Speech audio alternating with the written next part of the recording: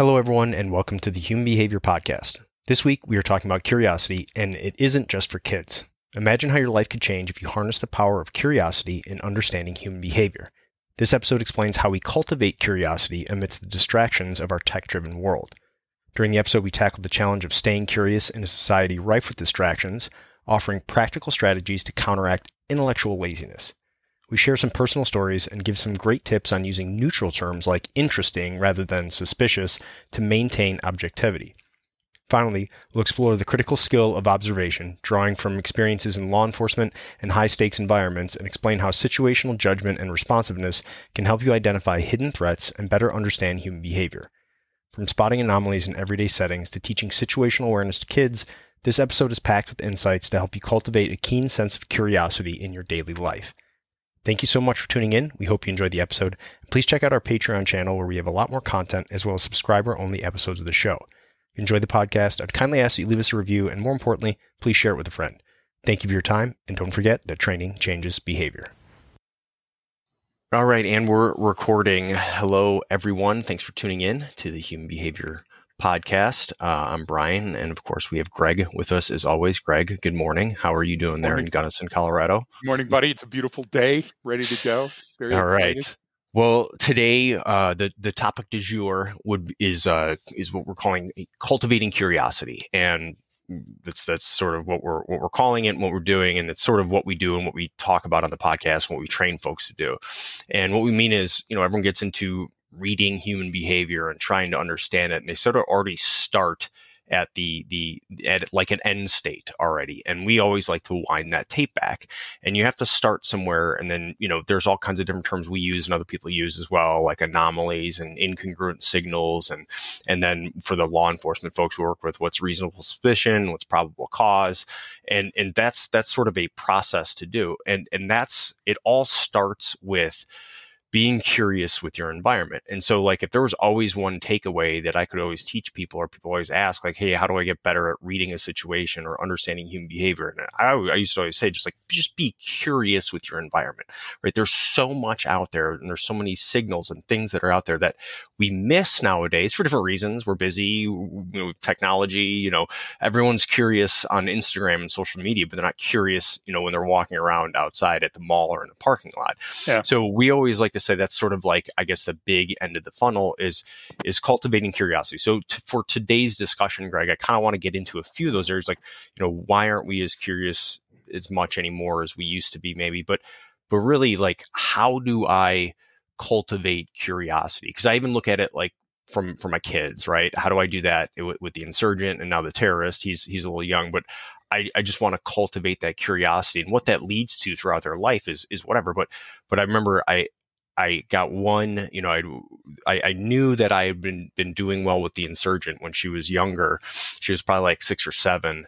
And, we were driving, and I was looking out the left window. I was looking for a place to park. And then she just goes from the back seat, is like, hey, that's weird. And I'm like, what's up, hon? What do you got? And she goes, oh, the guy's just got a sweatshirt on with his hood up, and it's really hot outside today because it was the middle of summer. And I was like, yeah, that is weird. That's not typical, something you see. And I was so happy because it was just her looking out the window and attributing value to this seemingly innocuous observation where most people would go past, because she was curious and go, I wonder why you'd be wearing that. That's not typical. And so I have no idea what the situation was, never saw the guy again or anything. It doesn't matter. But like the fact that she had gone from this just being a little kid, because in general, kids are more curious with their environment because they don't know shit. They don't know anything, right? So when you get the head tilt or they're looking, they have to process everything. The things that we take for granted, the things we don't even see anymore, they're still seeing. And it's so curious with everything. And now the little guy, Max, is at that stage where everything's whoa, and he points at everything, and oh, look at this, he makes these little sounds because he can't even talk yet. And so it's so cool, and I just mimic him. And then it's funny because he thinks like I know what he's talking about, which I don't. But I mimic it to really cultivate that. And that's what I try to do with humans, in general. So it always starts with that. So we'll deep dive what all this stuff means, and sort of that funnel analogy that I know you'll get into.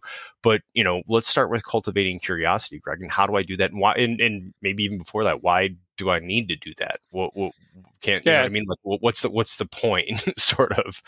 So I already got a bunch of notes because you always start right in. I mean, you boot the door and throw in a flashbang and say hello, Yeah. and that's a great way to start any Yeah. thing. Welcome So to the party. exactly. So tell the insurgent the only thing she has to change is the word weird to interesting, Okay. because it's interesting No, is that's a just great a point. great Yeah. term. Okay, and then when somebody says weird. It's a lower level of somebody saying, "Hey, it's suspicious." Those are words we want to avoid because they pigeonhole us into a likely outcome when an outcome doesn't exist yet. We don't So have all the information, right? that's a really good point, and I just want to hit on that real quick because some Yeah, people like will kind of get us wrong on social media or won't understand the context when they think they'll literally say they'll comment in a video, oh, there's nothing suspicious about that. But if you go back and watch the video, we actually never said the word suspicious, but yeah, they put that in there. And so that's actually a great point, which is at the end anyway of that funnel, that reasonable suspicion comes after a whole bunch of other steps. So I know I yeah, appreciate you yeah, bringing that yeah. up, and No, no. that's the weird, the odd, the different. I Yep, I would say our view of what's typical, what's normal yep. human behavior is probably much bigger than what most people's are. Where we're always like, someone's like, hey, isn't that weird? Isn't that? And we're like, no, that's just a fucking person being a person. But what we find interesting is also probably greater than most people. So I wanted to Yep. hit up with that, but I No, appreciate no. that. So that led right into the second thing I wrote down while you were talking. Normal. The definition we use of normal is clinically typical. We're talking about clinically normal, what one should expect in this environment based on historical perspective, what type of environment it is the baseline financial, fiduciary, relationship, social, physiological. Okay, there's a whole bunch of those lists. And you said it correctly, and I'll get to it in just a minute, but you got to remember when people look at these, being odd or being weird doesn't mean that you're up to anything. Okay, we It, meet unique well, people every day. it's normal. I mean, It's actually, it's absolutely normal. especially at certain points in your life. You know what I'm saying? You It know is, me. You yeah, you know me, and you've known me for a long time. And if you classified me, I would guarantee weird or odd or yes, unique yes, would be in all of your absolutely, descriptions. Okay, yes. and that's okay. Look, you're so glad welled up that you're looking for an outlier, and you're not using incongruence as your guide. And what I mean by that is we'll go all over curiosity, but might as well bring up your funnel right away just so people can keep track. Get out your yellow pad for a second and remember that we're preconditioned for everything in our environments based on fear. We were supposed to live a long time. So fear was the healthiest emotion that we had to avoid potential danger in any environment. So our curiosity was, we're born with the desire to learn and explore our environment, to seek out new experiences and knowledge. Our genes, our environmental influences drive curiosity. That trait is absolutely vital in our brain growth and our learning. And we have drugs like dopamine that are on to promote novelty-seeking behavior, which means that we have to look at the unique, the novel, the unconventional sometimes, and go, "Hey, that's a better idea. That guy's got wheels." Homer Simpson, what a sucker. That guy has something to breathe for him. What am I doing wrong, right? I mean, you got to think that way because Yeah. those are fear-induced, emotion-based things, attributes, let's call them, that all successful human tribes possess. So if you have the lowest level, and there's obviously levels to the left and right of any fundamental hierarchy you build, but the very simplest way is to take out a funnel from your kitchen right now and hold it up in front of you. Or on a yellow pad, draw a very simple funnel with a wide end and a narrow end. And then on the furthest left, the widest end of it, left for me, is my curiosity. Okay. So that's my environment. That's being generally curious in my environment and wanting to seek out things that I'm not sure of. Then the very next thing is that drives me to interesting. Well, that's interesting. I've seen those before, but that one, that's interesting. I want to know more about that. And then as the funnel necks down a little bit, now we have anomalous. Well, that's a very unusual thing compared to these things in the baseline that rises above or falls below my baseline. Or it's exactly the bolo, to be on the lookout of things that I'm looking for, a person, a vehicle, a house. Then the next thing is, well, now I have what's called reasonable suspicion based on those things, the curiosity, the level of interest, the anomalies that are present. Okay. If I have 3 or more of those anomalies, I say, hey, guess what? Now I have a reasonable suspicion to protract, to increase my surveillance or observation, or go across and ask some perfunctory questions, right? And what does that lead us to? That leads us to probable cause. And somebody listening right now going, okay, wise guy, I'm not a copper. I don't give a shit what you are. If you're a copper, Right. or if you're a gosh damn housewife or house husband, or Teacher, you're a teacher, HR, parent. HR, Yeah. right? All of those situations, Brian, facilitate, necessitate us being curious. It's the healthy attributes that go along with it: challenging assumptions and beliefs, and asking questions, and being open-minded, and observing, and then analyzing, observing, then analyzing the world around you, investigating those conundrums, those mysteries around you, exploring them. That's what, first of all, keeps us safe. A healthy brain will aggregate toward you must have it to keep that dopamine flowing, and dopamine will present itself to keep you curious. And it's a constant fight with age to remain curious, because the Yeah. problem is Yes. that we get Yes. older, Yep. Brian, and those effects dampen because we're convinced we've seen it all, we've seen Yep. everything, our unchecked ego. And then again, like we're constantly looking for a Gladwell guide, and that's twice I've mentioned Gladwell. Dude, I bought every one of your books. I love almost everything. The last one blows. But the idea is that you rush flash to bang. You rush the judgment too quickly for how true curiosity occurs. Curiosity was on board. It waned. We need to get it back, and it has to be cultivated. It has to be taught and trained, or you won't do it naturally. Yeah, no, and then that brings me to right back to the start of that funnel. So you broke down the whole funnel and how that works, and I appreciate it. And that's the thing, is it can be taught, it can be trained to be curious, because that's what a lot of people go, right? They want to go right to, well, what am I supposed to look for in my environment? Yep. What am I supposed to do? And people try to put out all these different things, or look for the van with the something in its windows and go knock on it, and Knock look on for the that kid van. with giving a hand signal. It's like, dude, a lot of that stuff is social media garbage, and Yep. it's fucking clickbait, and it's not even true, and it's BS. And I wouldn't go knocking on anyone's van. I would never give that as advice. Not in But California. anyway, but to be curious, this is why we talk about and give examples of doing the scavenger hunt, and saying, I go agree. take photos of things, and go find the feral cat, a cat hiding underneath a car, and go take pictures of ladders and shopping carts. And people are like, well, that's not going to lead to anything. It's like, no, that's how you become curious in your environment. That's how you get to learn to look into negative space. The feral cat does not walk down the middle of the street, showing its head, like, hey, I'm the boss here. Where does it go? It hides underneath cars. It goes in between buildings. That's negative space. That's what criminals Yep. have to do. That's what people who are trying to hide out, that know that their people are looking for them, act in that manner. So if I'd spot a feral cat hiding out in my neighborhood. One, if I can do that, I can find anything. But the reason we give you tangible things to look for and understand is because, guess what? You'll find them. And then your brain goes, oh, I get it. Ooh, a piece of candy. I'm now more curious, rather than just saying, look for the guy, kidnapping a kid. You're never going to fucking see that. You're not. The chances of you ever seeing something like that are astronomically small. But you will see a ladder. You will see a shopping cart where it doesn't belong. You will see a feral cat. So now I'm cultivating curiosity. Now my brain's going, ooh, I get this game. This is fun. I just won a little bit. I got a little dopamine. I want to keep playing.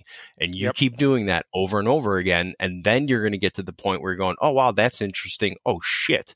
There's a dope deal going on in the Home Depot parking lot right now, and I got my kids with me. I'm out of here, or whatever the situation is, right? The idea is, those are all the pre-event indicators. Those are the how I do that. And so when we talk about those things, it's not as a joke. It's not as oh, that's a funny story or that's amusing. It's like, go do it.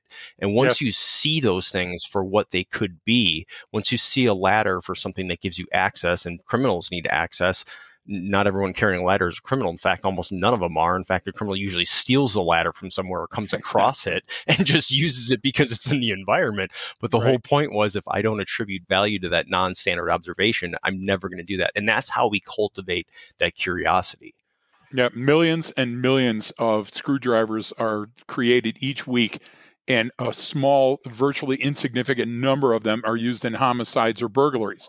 But that doesn't mean that you should discount it when you see it sticking out of somebody's back pocket walking through the mall.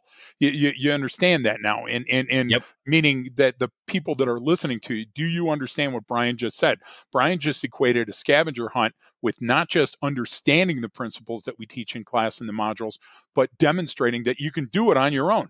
Because it goes right back to Brian. You know, I love cars and fishing when I'm talking about the Perndle and the gosh damn warning lights on a car. And I talk about fishing, how to learn the etymology of the stream that you're fishing. Well, the scavenger hunt is that fly fishing experience where now you show me by choosing the right leader, the right tippet, the right lure, and catching that damn fish. And I don't give a damn how big the fish is, Brian. I give a damn that you followed loosely or exactly the principles that were bestowed on you, that transfer of knowledge, and you were able to utilize it. And guess what? I know that if you catch one, or even if you get a bite, even if you get one that breaks the water, man, that you're going to want to do more of it. Yeah, literally and figuratively, right?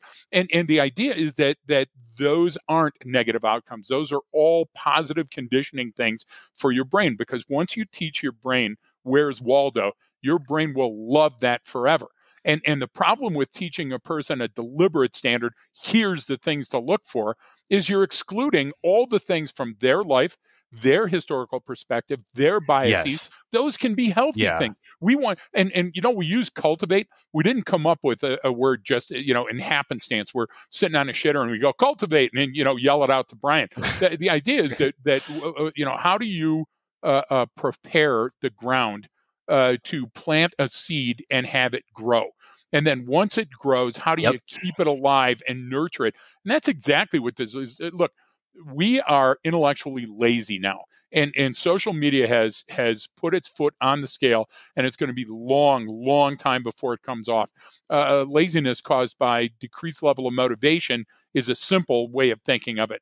But the lack of interest is the deadly part. And the lack of interest leads to a lack of confidence, which means that you're not going to continue searching your environment or being curious. And that's a teeter-totter again. It's so dangerous. And what's that caused by? Overstimulation, excessive external impulse, excessive distractions, all of which we can accredit to television, social media. Do you have any idea how much time we spend doing useless shit? Yeah, well, that's part of the that's part of why social media works so well, is because it's seemingly very interesting, even though it's a lot of it's 90% of the same stuff, just in different form.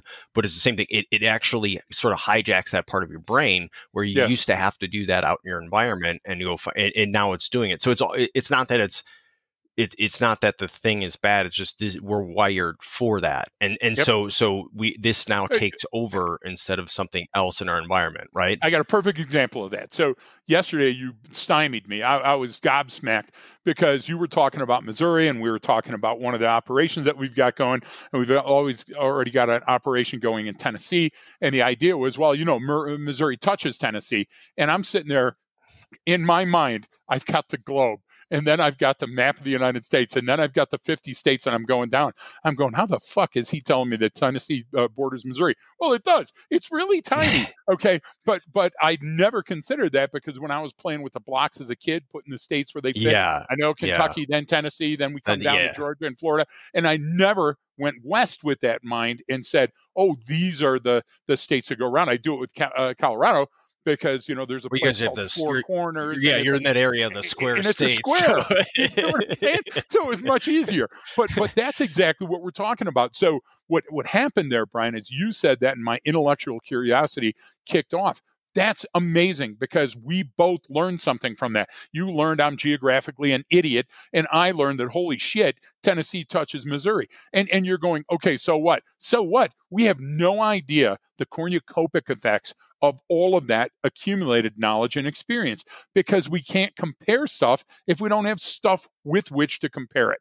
And that's what this is all about. This is about, like again, going back to that suspicion. Anybody that thinks that manner, kiss my ass. That's not at all what we're saying. As a matter of fact, we're never saying that the stuff that you find is going to be illegal. We're saying that you can determine dangerous or opportunistic in your environment by conducting Yes. observation, and not just observation and perspective or perception, but a perspective that's unique by training you in a manner of organizing the way that you see things. So we're not teaching you what to look for. We're teaching you how to look. And that's the critical difference. Yeah. And it's scientific, and it's supported by your brain and your brain's chemistry, and it's supported by every scientist that's ever walked the face of the planet. So stop trying to fight it. Accept it.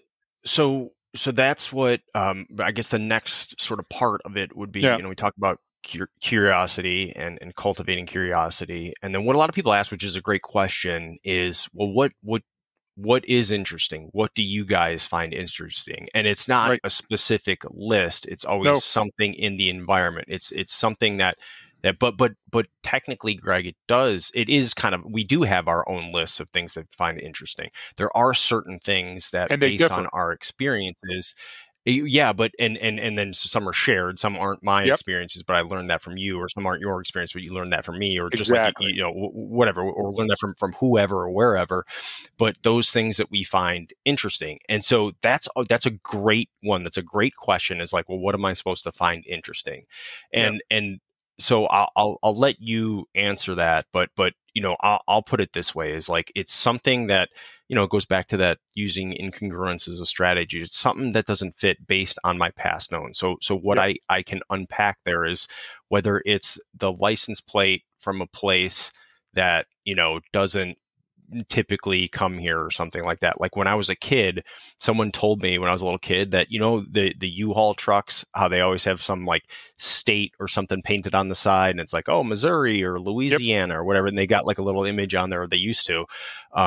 What someone had told me when I was a little kid is like, oh, that's where that truck is coming from. And I was like, oh, okay, like that's cool. And then I saw one, we were on like, I-80 on a family road trip, somewhere, and I see one from Hawaii, and I was like, well, that's weird. Like, how did it get here from Hawaii? So I'm like asking my parents, like, how did that U-Haul get here from Hawaii?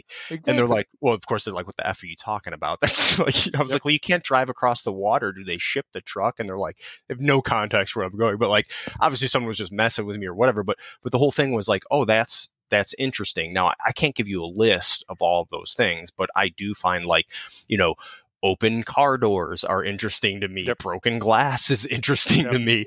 All of those little things in the environment. But it really is, if I could put it in a big bucket, it would be pocket lint. Pocket lint is always interesting to me. Trash on the ground is, because I want to know what kind of trash that is, because it tells me what activity is going on here. I want to know how long it's been out in the sun for. So it's like, I can't give a full list. So I want to throw to you to go like, what do you look for, or how do I look for those things that are interesting, or what's interesting to you, Greg? Yeah. So I was heading to the Warren police station at dawn. So whatever time dawn was, and it was in the summer when schools are out. And I was stopped at a light on a road called Hoover that was right by the fire station, and I could smell the fire station. Firemen are the best cooks on the face of the planet. And they also have the best gyms. But they were already cooking barbecue. And I'm not a fan of barbecue, but I love the smell of barbecue. It gets me in all the right places, right? So I'm thinking about that, and I'm looking at the light, and across from me is the only other car on this early Sunday morning in the middle of gosh damn summer. And there's 4 middle school age kids, maybe early high school age kids, sitting in a white Dodge Diplomat. That's how old I am. And on the side of the white Diplomat, it says Sterling Heights School District. Okay. Now I look at that. Now, Brian, if anybody's even mildly paying attention to what I'm saying, there's at Yeah. least 5 or Yeah. 6 things there that were very interesting to me. What are these That, kids doing up this early on yeah. Sunday in the summertime? What are they doing? Yeah. Are they the representatives from the school? We don't use buses now. We Yeah. individually give the kids the thing. So, of course, Cars. Yeah. I wait for the light to change. I do the U-turn in behind them, hit the red and blues, and it's off to the races. So the idea is that to develop curiosity is the first step to develop reasonable suspicion or probable cause. And so you have to roll tape all the way back and take a look at things and go, that's interesting. Literally, I'm saying, say those 2 words when you look at something that you can't immediately explain away. So the example of the insurgent taking a look at the person that was overdressed for the Yep. situation. It's way too hot for that. She should point at it and say, that's interesting. And you're saying, really point at it? Yes. When you're learning, that's the best thing to do for your brain, because now your brain gets it. Oh, where's Waldo? I got it. That's what I want to do in future encounters. And guess what? Those things fall by the wayside when you get much more experience and you become a subject matter expert. But Brian, when we see a person take the stairs rather than the elevator, okay, is the Yeah. elevator broken? Okay. Yeah. You're saying, well, the person wants fitness. Well, I'm going to prove that. I'm going to be the person that goes up and goes, hey, why are you taking the damn stairs instead of the elevator? That's Right? actually, I want to hit on that Yeah, example real quick, please. because that's something I do, like you typically at every hotel we stay at. It's just part Yep. of my like movement, like I like, rather than taking the elevator, and I want to take the stairs so I don't get to work out as much when we're on the road. And you know who else takes the stairs? Fucking no one. Go into the stairwell of a hotel and Cleanest it's like place. pristine. Like, Yep. it's like, oh, did you put new carpet in here and not anywhere else? It's Yep. like, no one's ever stepped on it because people don't use the damn Yep. stairwell.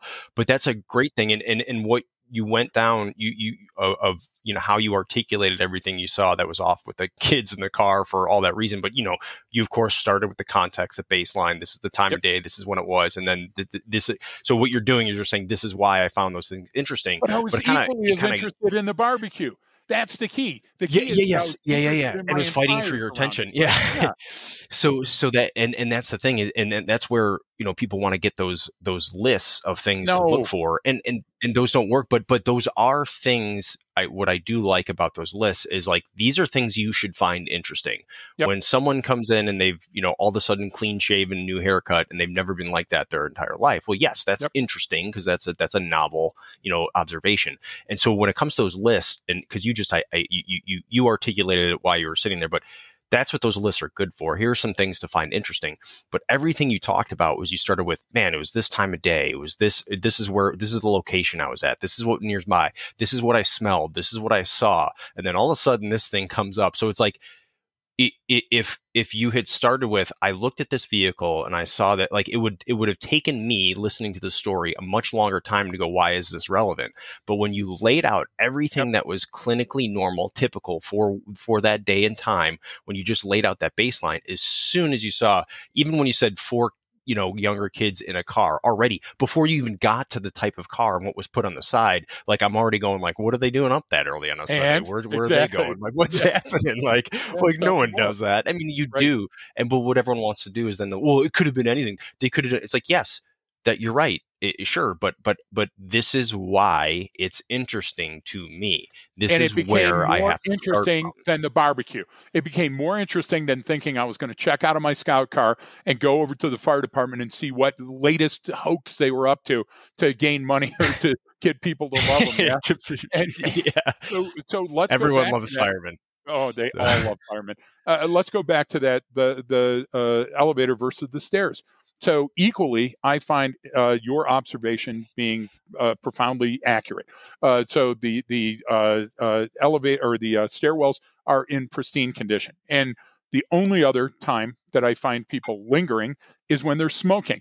They're clandestinely smoking. They can't smoke in the room. There's no smoking allowed on the property. They don't have a designated smoker. The weather's bad outside. So what do? They go a floor down or a floor up, and they try to smoke a little bit of their cigarette, and they go back, and you can smell that. And sometimes it's not a cigarette. It's one of those special cigarettes. But the idea there is that you're not necessarily looking, like, if you're a cop and you're listening to this broadcast, can you use this to find criminality? Of course. If you're a soldier, can you use this to find terrorist underpinnings? Of course you can. But what we're saying is just being curious in your environment. It, like people say, being situationally aware.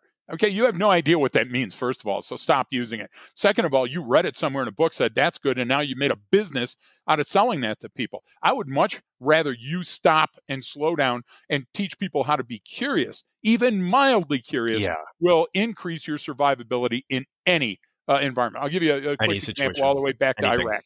So I'm in Iraq and I'm part of a convoy, and I don't want to be in the convoy because I'm better out on foot. But we got to cover more ground, and the sniper rounds are pinging off. And we stop at one part of the city, and a guy's on the bino, and he goes, "Bring up the profiler." Honest to God, Brian, it was one of those situations, right? So I come up, and this is all new to everybody, but they're trying to push me out, say, "Show me your magic." And so they look and they see this ant trail, we used to call it, the dirt going from left to right across a street that the first MRAP is about to poke across, right? And so the idea is, it's command detonated IED, let's go another way. And they go, "Well, how did you make that assumption?" And I'm like, what else could have caused that dirt in a row across this residential street? There's no gardens on either side. There's no agricultural business here. There's nothing that somebody would have bumped into. Like sometimes when you go across a bridge, for example, dust or something will fall out from the bottom of that bridge. Oh, like a dump truck, even like when it hits a bump and it like, sure. So yeah, there's you know a what I mean? depression in the Yeah, road, and now it's dropping stuff off. A ceiling fan that hasn't been used in a while, when it starts, it's going yeah, to it drop starts. dust off. Yeah, Okay, well, none of those things were in the existence. And they go, "Well, can you be sure?" I go, "Fuck no, I can't be sure. But I'll tell you what, I'm not I'm a lot more sure than you are." And the idea is I'm not going down there. Okay. And so finally what they did is they sent out their EOD guys and they go, "God, this guy's remarkable." I'm not remarkable. I'm unique in the manner that I let my curiosity be my guide. And that goes to interesting. And when interesting is there, plus anomalous behavior, Brian, that door is already shining open, and it's a woman or the lady or the tiger. You remember those things back then? Yeah. It's the adventure book where I go left or I go right, and if I go left, I get hit by the meteor, so I don't want to go left. And the idea is that's the same thing. Is that a cell phone or a gun on that guy's belt? Okay, that's interesting. But you know what's more interesting? Why is that guy checking his six before he goes into the 7-Eleven?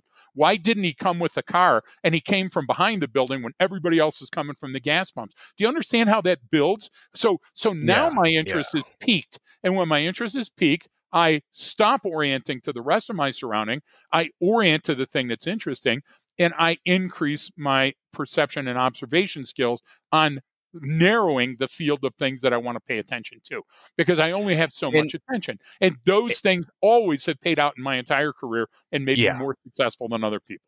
And so let's sort of hit on when, curiosity or interesting goes too far, is when we try to Yeah. create or establish some explanatory storyline, which is what your brain wants, but we go way off the reservation. I mean, you just did it with that one where you went, well, how can you be sure? And you're like, I fucking can't. You can't No. until something happens. You can't be Yeah. completely sure. So that's why Schrodinger. it's like I got to open the right. box, right? The Yeah. simplest answer. And And we're talking about curiosity here, and cats are very curious. So think back to yeah, Schrodinger. well, Unless I unpack more, I'm not going to know. But is the juice worth the squeeze on that one? And the simple answer is well, that no. We're a bunch of people in a row, and ready to drive over a bomb. Come on. and this is where if you have the tacit knowledge, it can certainly help. It just reminded me of that when we were down in Florida with those the law enforcement officers down there. Yep. And the one officer, she was with her husband, who's also police officer as well, but she had a great story from at like I think it was a store, it was like a big grocery store kind of thing, but she saw a guy when they were outside and he had a backpack on, and if there was, she's like, I don't know, something about him caught my attention. He went into the store, so my husband went in, I stayed out in the parking lot. And sure enough, like, he calls me and is like, yeah, he's running out right now. He's got a bunch of stuff, right? He went in there and stole some things and ran out. Yep. And what it is she, like most people, even with a lot of experience, couldn't quite articulate what it was, because it wasn't the kids after school who all walk in with their book packs on and get a Coke and get a candy bar, get whatever, and then leave. There was something different about this individual walking in with an empty backpack, and I was like, yeah, he was exhibiting mission focus. He was checking his six. He was looking, like, all of those different things, because he was very situationally aware, because he was about to go commit a crime, and he knew people he didn't Exactly. want to get caught. So sometimes it's articulating it, but it was great because she was like, look, it was just interesting to me, and I was like, yes. And you couldn't prove it. Like, she couldn't go up and say, hey, I know you're about to go in there and steal something. Well, technically you She could. She can. did You prove it, though. could. Yeah, Yeah, but she and did she could prove have her intervened, hypothesis. right? Yeah. Of course. And so, okay, so there's two things there, and there's both important to discuss. And Brian brought them up, so I'm going to just dovetail on what he's saying, just to make sure that you add emphasis to it. So, are there any downsides to curiosity? Yeah. Excessive curiosity can lead to risky behavior or privacy invasion. So make sure that you're in Let's the right let's place at the right time. Like, let's for example, stay out of my life with well, this one. my thing is like a hotel room door. Whenever I see one that's open and I don't see that the people are cleaning the rooms around there, I'm very interested, Right. right? But what I don't do is I Yeah. don't knock and go in and go, hey, do you know your fucking door's open? You know what I'm saying? I don't want to get shot in a bean, right?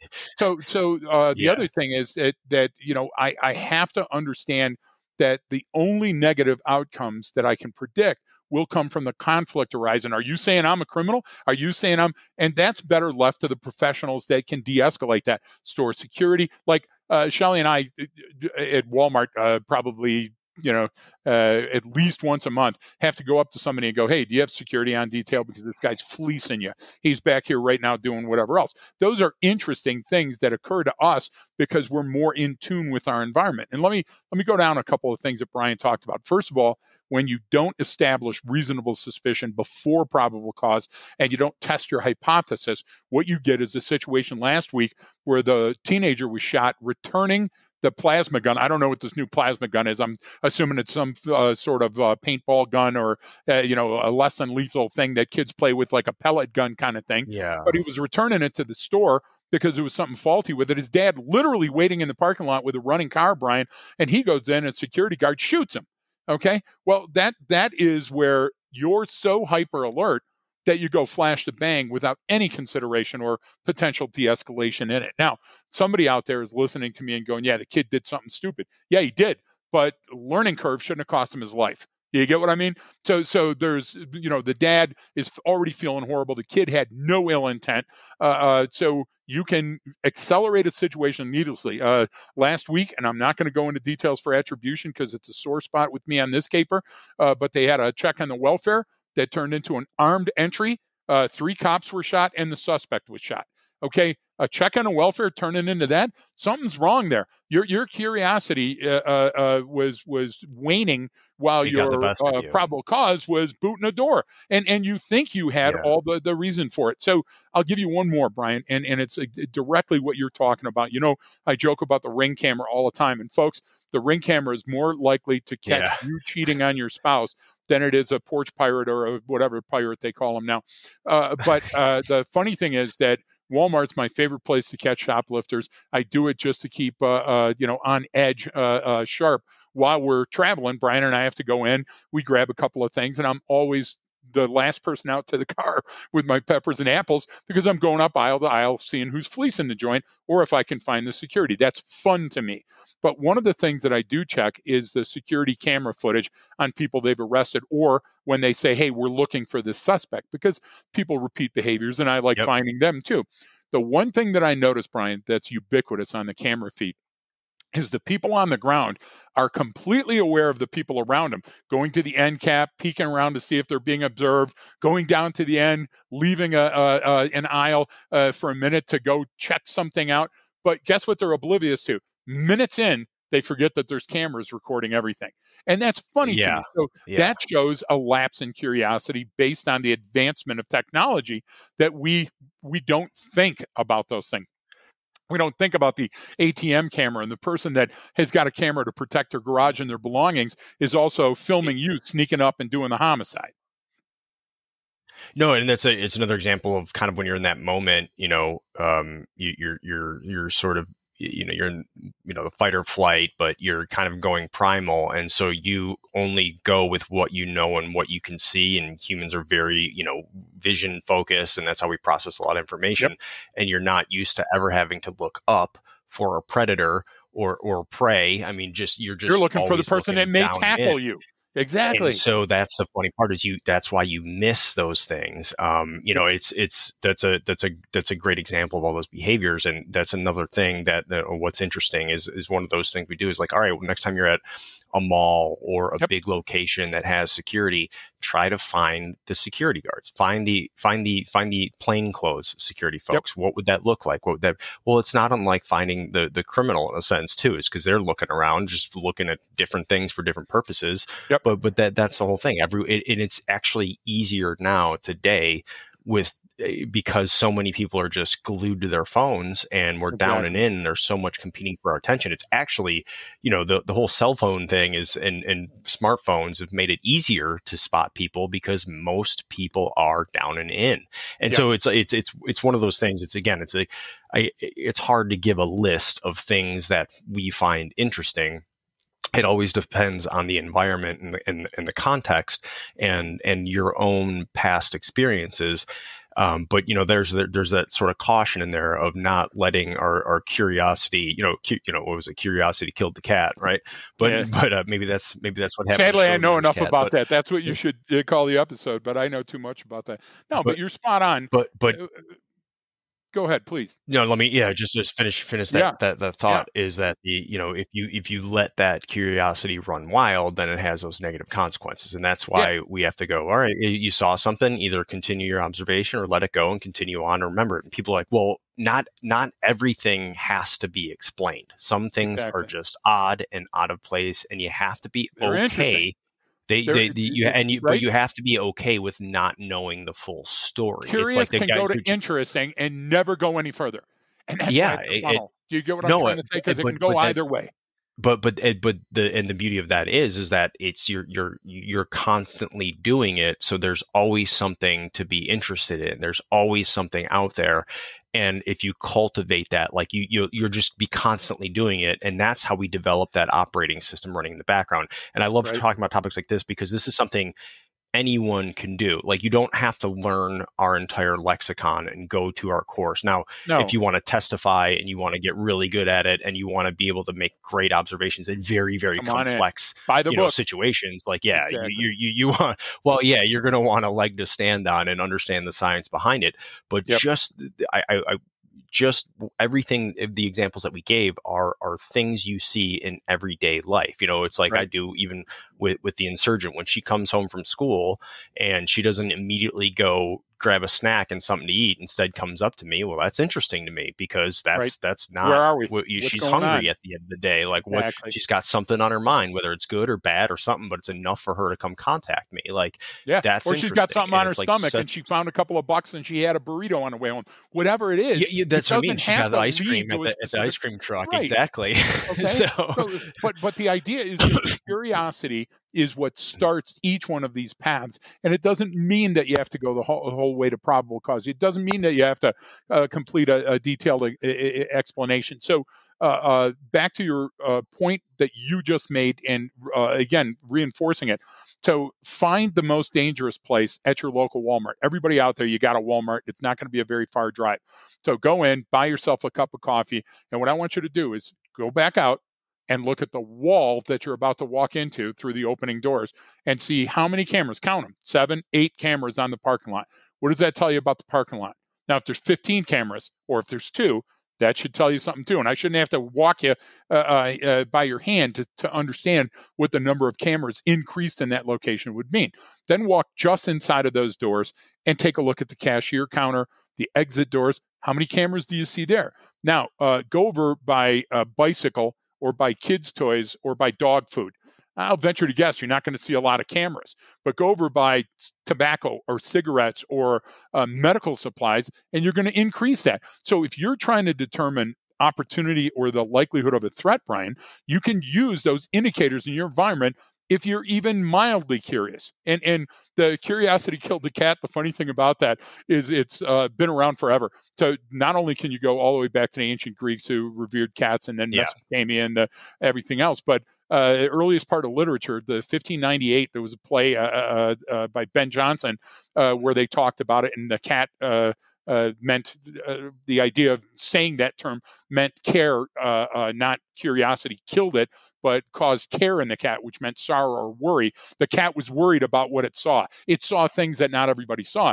And later that same year, in 1599, Shakespeare, in Much Ado About Nothing, takes that same thing and uses it now as curiosity, killing the cat. That cat went a little too far, went into that environment where it shouldn't have been. And the great thing is that while it meant now being overly inquisitive, that's not how it started. It adapted and modified with the times. So why do we talk about feral cats? Because them feral cats get everywhere. And if I can find a feral cat, I can find a shoplifter. If I can find a feral cat, I can find a gun on a suspect, using an alley rather than walking down the main street.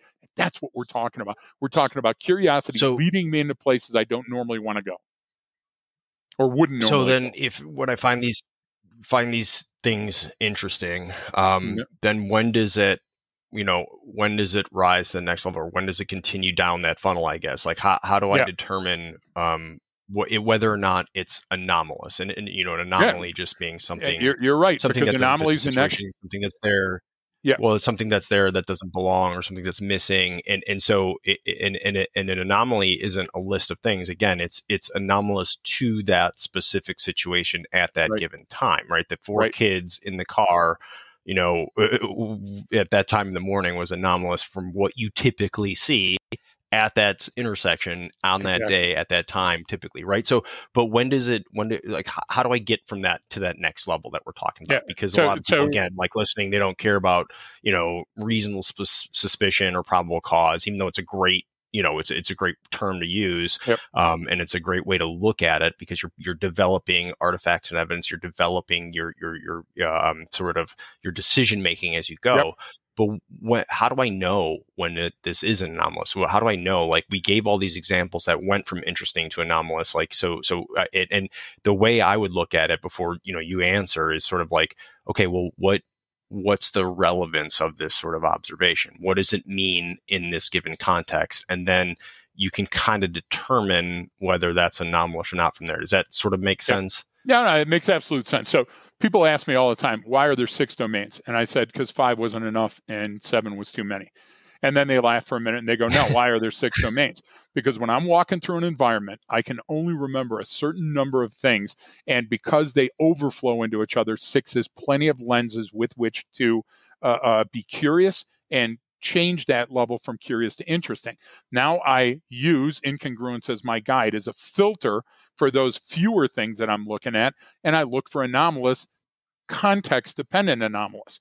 And now what that does is that dumps me a much smaller group of things to look at. Can you kind of explain what you mean by that sort of context-dependent anomalous? Because again, I don't want to overcomplicate it for people, but also to know that it is, when you're using what we're doing is we're doing comparisons, and we're using comparative baselines.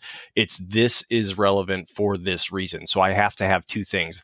I can't just have the thing that I'm looking at. I have to have a comparison for it, right? Because but that's how your brain processes information anyway. Like everything is a comparison to some known in your life. That's why you need to come to a class so we can fill in all those other things, or buy the book, right? What is the known here compared to sort of that unknown? And that's how I do it. Like, and I think for a lot of folks, it's they want to know more, or they want to, this is where you fall into those sort of fundamental attribution errors, and you get into this, now look at the shirt that they're wearing. They're likely doing this, and they probably came from this house. And this is where all the astrologers come in and go, and they likely drive this type of vehicle because they were, it's like, no, you can't determine any of that. Just go off of this situation right now. So I think a lot of people get kind of confused in that. And so what do you mean when it's like this context dependent anomaly? So it's really funny that human behavior profilers that are all over the news and the media and write the books are 100% on their predictions when the person's already in custody and the police have the evidence and they did the trial. So if you're watching me, or if you're not. If you're watching me, just watch what I do with my hands. If you're not, pick up 2 pens, pencils, beer cans, whatever the hell you're holding right now. Hold one farther away from you than the other. Now, line up the one that's closer to your face so you can see the other pen. I'm holding a blue and a red pen or item. Okay? That's what Brian is talking about. The known is the one in your right hand closest to you. The unknown is the left. Well, that's not enough. What you now have to do is you now have to put that against a baseline, an environment, a context. So in a library, I'm not likely to see a person playing the tuba. So that would be interesting to me. I would have to find out, is it, tuba appreciation day at the local library? If I'm watching an Elton John concert and the people that are standing directly in front of me are using marionettes to act out each part of the song. That's something I've never seen in my life. So that's interesting to me. So I would say, hey, you dope smoking marionette motherfucker, what are we doing? And I I would apologize say, for my give language, me but whatever you're on, yeah, because exactly. Well, I got the contact buzz. But the idea, and I apologize about the language because sometimes it feels pedantic talking about this, but the idea is that what we're doing is we're making a series of comparisons. And the comparisons are going to drive my interest level up or down. And then anomalies are going to say, I have to go further. So stop just looking for dope or guns. Look for incongruent behavior. And if I have incongruence plus anomalous behavior in an area, then I know that I'm onto something. So have you ever watched the person in a store? So pick a store. Walmart's a good one. City Market or a grocery store is a good one. Airport's a good one. Okay. And what you do is try to determine which people just today, while you're there, are overwhelmed. Which people have had enough, which are ready to blow, whose cups are full, and prove it. The two favorite words in English language, prove it to me. They're sweating, they're sitting down, they're on the phone, they're shaking their head. People are offering them food or drink and they're saying no to it. They're not sitting in a chair, they're literally sitting on the floor. You get what I'm trying to say? The feet are both active and tapping, whatever those things are. Now, what about somebody lost? You ever see a little kid in a store that goes over to check something out and turns around and mom's not there or dad's not there anymore? And now they're looking and the search gets more and more frantic. Well, those are easy ones because what I can do is I can say, are they looking for something or are they looking for someone? Did mom or dad send them for the cat food and they're just checking the aisles? Or are they starting to panic because they haven't seen that mom and dad with the stroller and now they're so Brian, what happens is curiosity develops in me an interest. And that interest then develops in me what's a likely storyline or what's the likely outcome of this scenario that is playing out in front of me. And then I can decide to say, hey, kid, are you lost? That's a good way to figure out if somebody's lost. Hey, can I help you when somebody's overwhelmed? And no matter what my, just being a good human. See, this is a great thing. Is curiosity is like lifting weights, but for your brain. It's a way to do what you're already naturally designed to do, to sense fear and sense make your environment so you don't get into shitty situations. So now let's say that you get to the point where you go, wow, this behavior is very interesting. And I'm seeing anomalies based on the environment, the context which I'm in. And you know what? I'm going to tell somebody. And who do you tell? Well, it might be the front desk clerk at the hotel because at check-in, you notice something suspicious in the parking lot. Or, Brian, it might be 911 on your phone and hovering that finger precariously over that last one. And what's that? Well, only you'll know. Look, we can teach you when to do something. It's always right. best to call 911 before you need it. I'll repeat that. Okay. Calling 911 and saying, hey, this is probably nothing. Okay. But I'm seeing this go on is that thing where now you can go back to and go, I was wrong. But guess what? I was wrong 3 times. And the one time I was right saved a bunch of lives. You know, you're not trying to put somebody in a trick bag, Brian. We're not trying to besmirch somebody's integrity. What we're trying to say is your behavior has risen to a point where it's interesting to me among thousands of people I see all day long. And it never happens. And the decision you make is obviously dependent on what your role is in the situation and who you are and what you're there to, like, you know, and that's what you're responsible for. That's very different. We can't get into that. No one can make that you know decision, you know, unless you are the person there in the environment. You can't come up with, oh, here's what to do, unless it's. But we could give a framework. We could say, hey, it should be legal. We should say it should be ethical. Yes. We could say that morality should be your guide, but we certainly can't say in which instance you should do more or less, of course.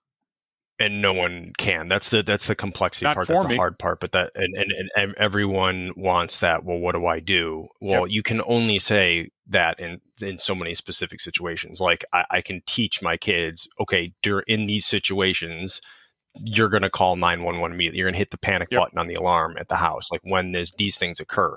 But there's that gray area where they don't know. So I have to teach them, well, well, when like we had to get a bunch of things like inspected here at the house for some of the stuff, and like where they come out with like a test to see if you have gas lines or wherever on the property before you dig anything, that kind of stuff, right? And so it's like, well, when someone's at our house on our property taking photos of the house, you should probably come tell one of us. You know what I mean? Exactly. It was like, that's interesting. And that's interesting. Yep. So like, the insurgent got all scared and locked the doors and thought it was weird, but like didn't say anything. And I was like, hey, okay, like when, these things happen, like, but you can't go through an entire list, so it's, I look at it as, what would you teach your kid to do in that situation? And you teach them to, well, get an adult, ask someone else, go ask for help. So how is that different than most of the situations you're going to run into in life in any of these? Yep. And you can ask a bystander, you know what I mean? Like you're pumping gas and you see something odd going on. The person right on the other side of the pump, you can enlist the aid of others and say, hey, this looks a little odd to me. What do you think? And that's the whole thing is it doesn't have to be, everyone wants the simple answer. And I see so much of that out there. It's like, well, that's when you're going to come in, and I'd rather be, you get the stupid sayings, I'd rather be judged by 12 than carried by 6. It's like, okay. The only people that have ever said that are the ones that are in a holding cell ready to go before the judge, Brian. I know. So, it's like, I agree. It's a very simple way to look at the world. Like, if I see that on your bumper sticker, I'm not parking near you, by the way. You know what I'm saying? Yeah, a few more head injuries, and I'll be right there with that one. But one thing I love about you is that you play against role, and you're actually a very good parent. So Father's Day just means that you're a sperm donor, right? But being a real father is a much more important standard. That I think highly of you as a dad. I think highly of Sean Clements as a dad. Nico, who just had a baby with Bailey, I know he's going to be a good dad. Why? Because the things that we instilled in them when they were young, Shelly and I would be walking around in any situation that we were with the kids, and we'd say, always be looking for cover. And then we'd show them what cover looked like. People laughed at us in the stores and didn't understand what was going on. Always be looking for an exit. And we'd show them what an exit looked like. We'd be in a store and we'd walk through those pushy doors and show there's an exit that's back there. And then somebody would come up and go, you can't be back here. Yeah, thank you. And we'd go, but we would show them how to find that exit. And then always be considering de-escalation, the ABCD. We still use that today in class, Brian. Look, this is a situation that I don't think is tenable right now. So I'm going to increase my chances of survivability to be nice, de-escalate the situation, and get the F out of Dodge, and then consider doing something else. Those are so reasonable, and they're the flip side to curiosity. With curiosity means that somebody, a real good criminal, a real good terrorist, is going to notice you in the crowd being more curious than somebody else. That raises the likelihood of them targeting you and going, "Holy crap!" Yeah, right. So these go both ways. They're less likely to actually. Yeah, that's the thing, is that those criminals are looking for that low hanging fruit or something like that, and they're going to go with simple. And you just it's the example of putting the sign on your lawn saying this property protected by whatever. You sort of, whether or not you have an alarm system, you get rid of the bottom. The bottom dwellers. You get rid of the people that go, well, that house doesn't have one, so I'm going to go there. Now, if someone really still wants to target you, are they going to? Well, of course, but that's with any situation.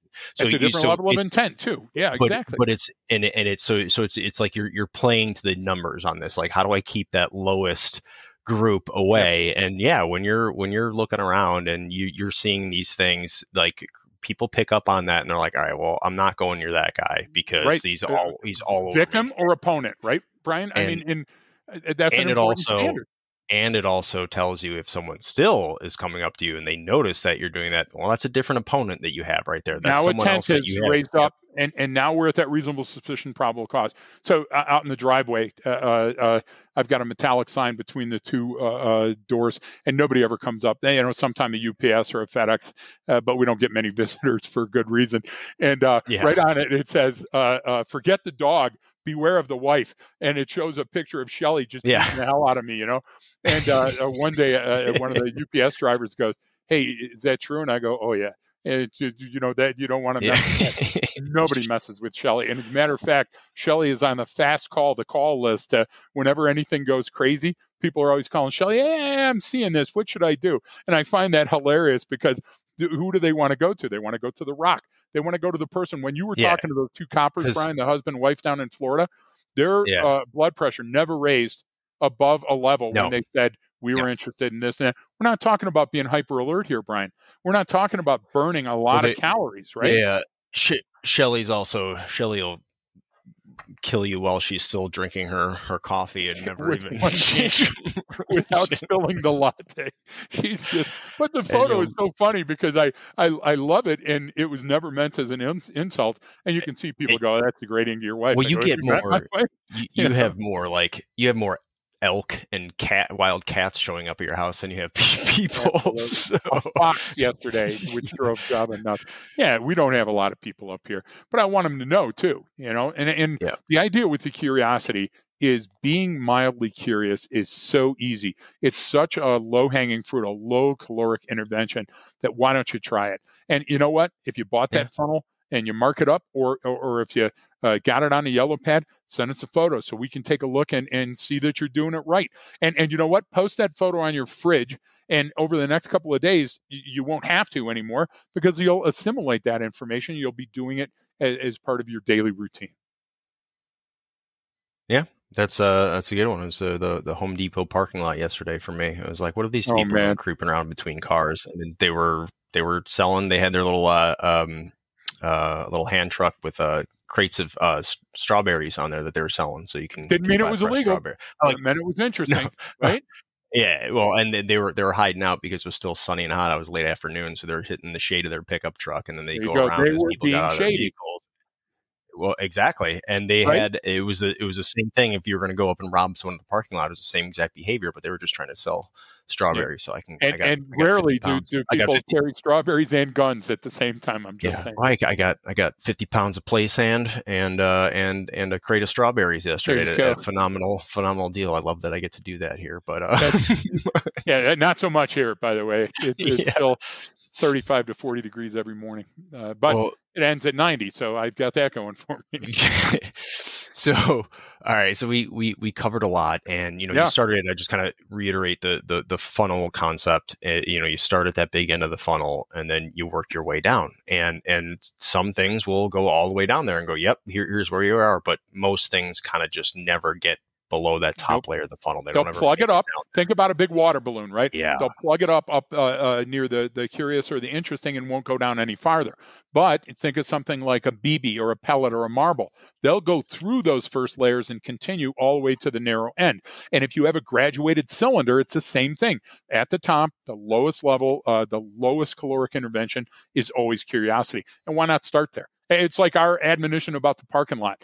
Dudes, if you yeah, want to increase your survivability, pay more attention to the yeah. parking lot.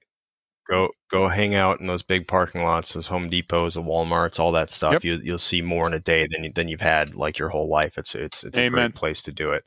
All right. Well, we covered a lot, and hopefully we cultivated some curiosity with this episode Wow. and got people thinking.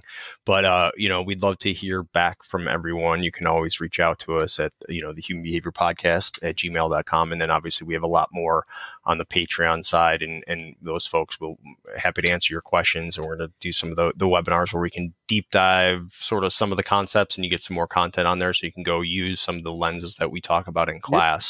We're trying to chunk that up in very digestible ways that are kind of practical that people can use. So you can find all that stuff on the Patreon site. So I don't know, any other last words there, Greg? Very briefly, for the love of God, get yourself a textbook. It's all in there. Second thing is Brad Pitt in Seven. What's in the box? Yeah. That's what I think of when I think of Schrodinger. And this entire cat analogy throughout this has been Schrodinger for me. So Okay. Well, no, there we go. Well, thanks everyone what's in for the tuning box? in. Yeah, don't forget to open the box and look inside. No, don't forget that training changes behavior.